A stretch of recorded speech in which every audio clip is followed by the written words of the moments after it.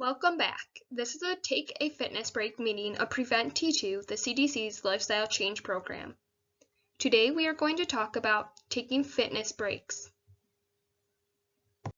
Before we begin, look at your action plan from the previous session. What went well and what didn't go so well?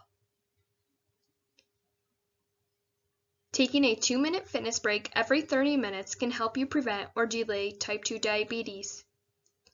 Today we will talk about the link between sitting still and type 2 diabetes, some challenges of taking fitness breaks, and ways to cope with them. And as always, we will create a new action plan. Let's start by talking about the link between sitting still and type 2 diabetes. Many of us spend most of our waking hours sitting still.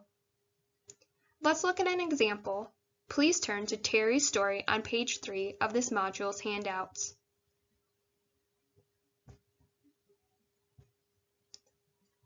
Terry's story. Terry is at risk for type 2 diabetes. Her doctor asked her to be active for at least 150 minutes a week at a moderate pace or more. Over time, she reaches that goal.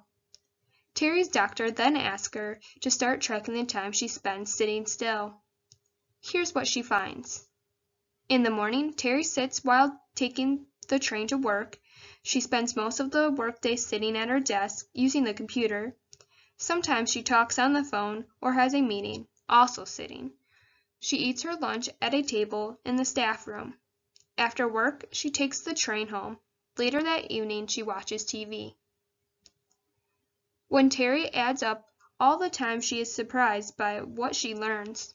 It turns out she sits still for about 12 out of the 16 hours that she was awake. So even though she gets 150 minutes of activity a week, Terry spends an awful lot of time sitting still. How about you? How much of your waking hours do you spend sitting still? Sitting still is bad for you. Studies show that the more time you spend sitting still, the greater your risk of health problems. These include type 2 diabetes, obesity, heart problems, and some types of cancer. That's why experts say it's important to get out of your seat. They suggest taking a 2-minute fitness break every 30 minutes. The break doesn't need to be long or vigorous. The key is to move. To take a fitness break, you could dance, do side steps, march or jog in place, touch your toes, or walk around. Let's go back to Terry's story. Terry decides to take action. These days, she gets her 150 minutes of activity each week, but she also spends less time sitting down. She uses an app on her phone to remind herself to take a 2-minute fitness break every 30 minutes. She stands up during part of her train ride. At work, she walks around her office while she talks on the phone and uses an exercise ball at the computer. Terry feels better than ever.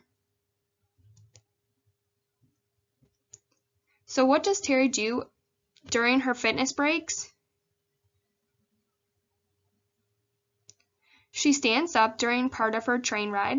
At work, she walks around her office while she talks on the phone and uses an exercise ball at her computer. Let's talk about some challenges of taking fitness breaks.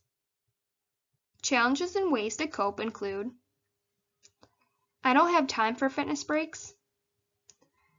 While you travel, stand on the bus or train, do leg lifts. While you watch TV or videos, march or jog in place, lift weights or use resistance bands. While you use a computer, stand up or sit on an exercise ball. While you talk on the phone, you could march in place or walk around. While at work, you could take the stairs, talk to coworkers in person instead of emailing them. If you forget to take breaks, you could ask someone to remind you or set a timer.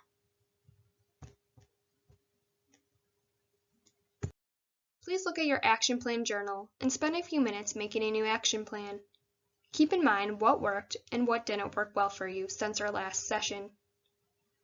Are there any changes that you want to make? Also keep in mind what we discussed today about taking fitness breaks.